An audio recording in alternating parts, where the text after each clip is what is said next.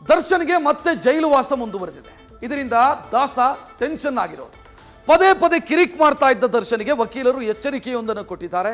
ಇತ್ತ ಕಸ್ಟಡಿ ವಿಸ್ತರಣೆ ಬೆನ್ನಲ್ಲೇ ಪತ್ನಿ ವಿಜಯಲಕ್ಷ್ಮಿ, ನಟ ಧನ್ವೀರ್ ಜೈಲಿಗೆ ಭೇಟಿ ನೀಡಿದ್ದಾರೆ.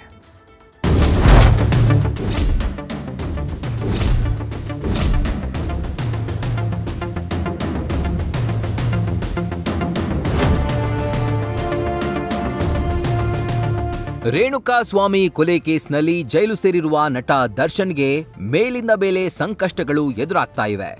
ಈಗ ಮತ್ತೆ ದಾಸನಿಗೆ ಜೈಲು ವಾಸ ಮುಂದುವರೆದಿದೆ.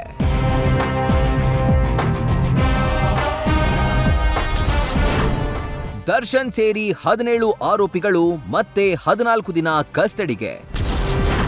ದರ್ಶನ್ಗೆ ಬೆನ್ನು ನೋವು ಹಿನ್ನೆಲೆ ಪ್ಲಾಸ್ಟಿಕ್ ಚೇರ್ಗೆ ಮನವಿ.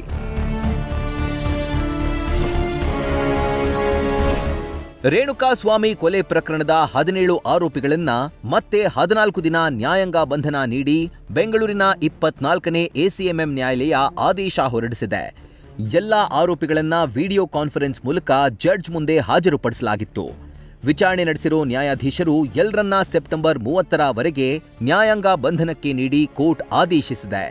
ಇದೇ ವೇಳೆ ನಟ ದರ್ಶನ್ಗೆ ತುಂಬಾ ಬೆನ್ನು ನೋವು ಇದ್ದು ನೆಲದಲ್ಲಿ ಕೂರೋಕೆ ಆಗ್ತಿಲ್ಲ, ದಯವಿಟ್ಟು ಪ್ಲಾಸ್ಟಿಕ್ ಚೇರ್ ಕೊಡಿ ಅಂತ ಮನವಿ ಮಾಡಿದ್ರು. ಇದಕ್ಕೆ ಜೈಲಾಧಿಕಾರಿಗಳ ಬಳಿ ಮನವಿ ಮಾಡಿ ಅಂತ ಕೋರ್ಟ್ ತಿಳಿಸಿದೆ.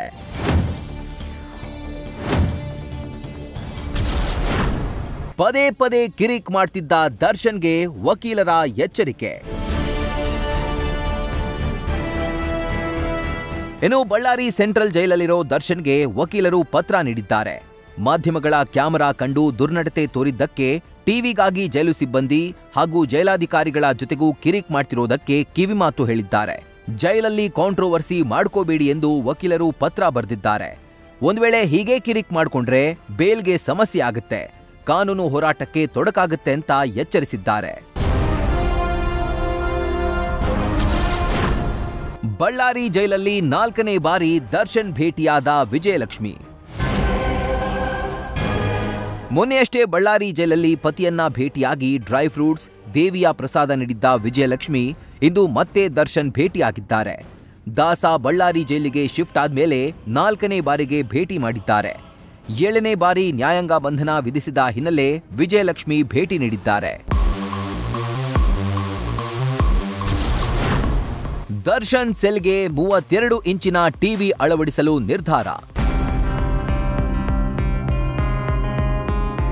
ಬಳ್ಳಾರಿ ಜೈಲಲ್ಲಿರೋ ಆರೋಪಿ ದರ್ಶನ್ ಇರೋ ಸೆಲ್ಗೆ 32 ಇಂಚಿನ ಟಿವಿ ಬರಲಿದೆ.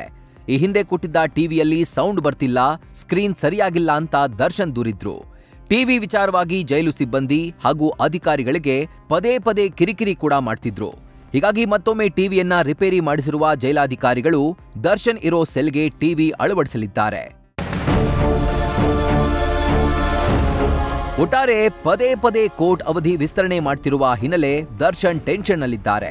ಹೀಗಾಗಿ ಬೇಲ್ ಅರ್ಜಿ ಸಲ್ಲಿಕೆಗೆ ಕುಟುಂಬಸ್ಥರು ನಿರ್ಧಾರ ಮಾಡಿದ್ದಾರೆ. Shivanand, news first, Ballari. News first ನಿರ್ಭೀತಿಯಿಂದ ನಿಮ್ಮ ಪರವಾಗಿ.